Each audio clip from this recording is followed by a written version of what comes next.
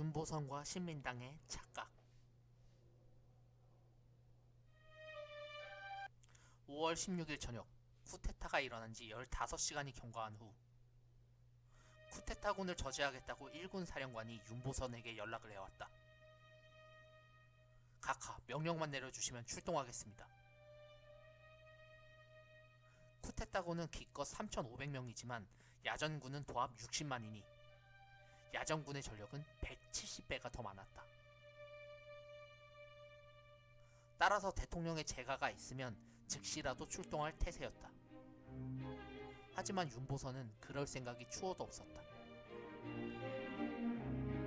글쎄요, 중요한 사항이니 논의를 해보겠습니다. 그리고 5월 17일 아침, 윤보선은 전방의 군단장들에게 이런 메시지를 보낸다. 이렇게 중대한 사태를 수습하는데 피를 흘리거나 희생이 발생해서는 안됩니다.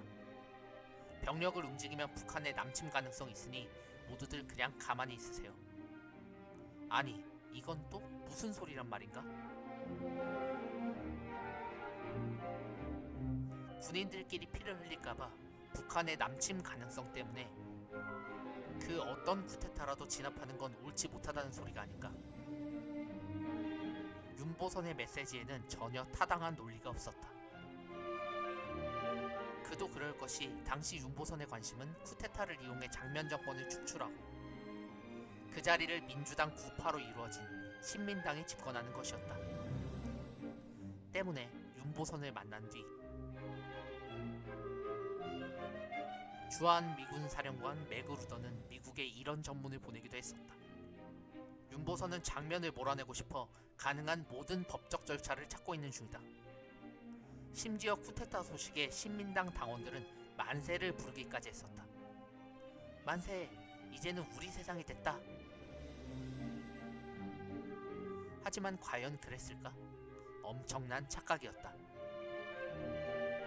신민당 의원들은 5월 17일 긴급회의를 소집해서 이렇게 김칫국을 마시고 있었다. 장면 내각의 강요들이 모두 사실상 해임되었으니 다음 내각은 거국적으로 구성합시다. 그리고 이런 사실을 조선일보를 통해 크게 내보내려 했는데 그날 밤 9시경 조선일보의 기관총과 수류탄을 찬 군인들이 난입했다.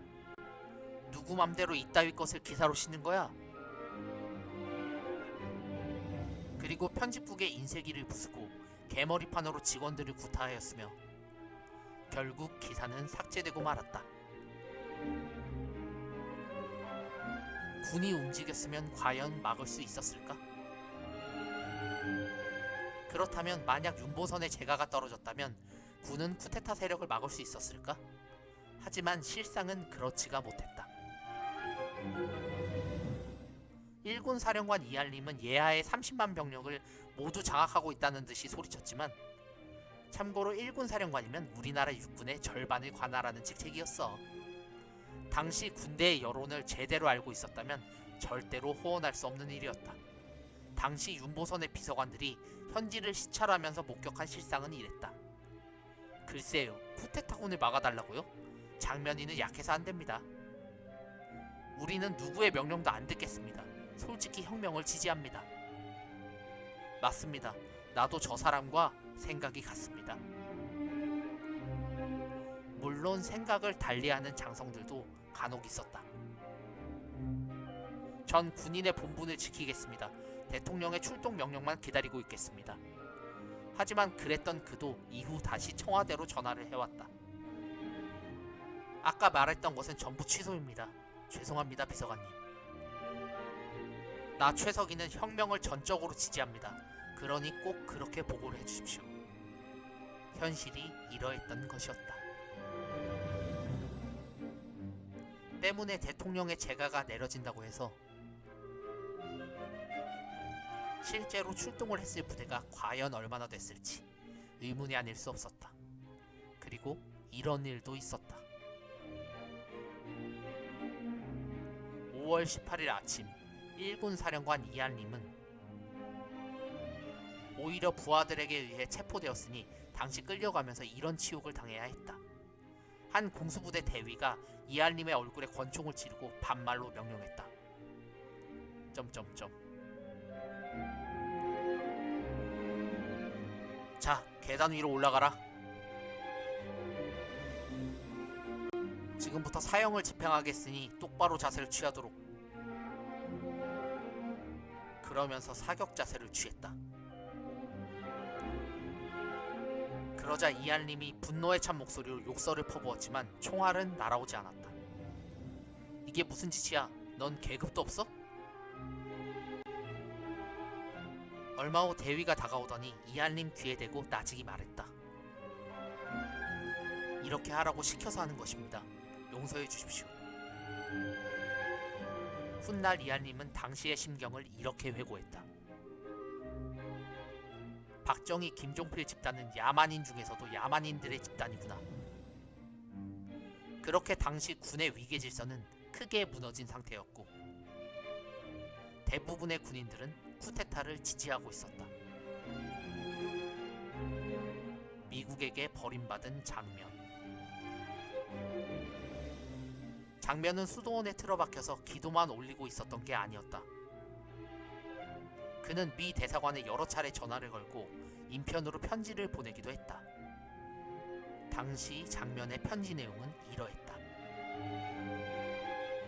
미국 정부가 우리를 지지한다면 어서 쿠데타군을 진압해 주시기 바랍니다. 여기서 장면의 특징이 나온다.